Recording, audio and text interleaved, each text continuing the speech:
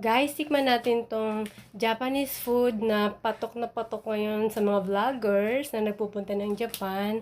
Ang onigiri. Ayan, onigiri with nori.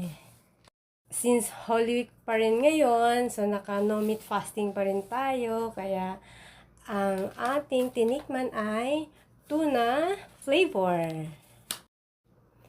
Tara guys, tikman na natin ang judgment ng onigiri.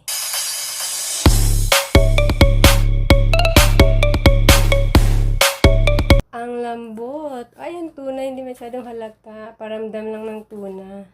Pero malambot siya kasi Japanese rice yung gamit. Wow! With nori nakapalibot. Masarap, pero 65 lang kasi kaya sulit din. Pero kung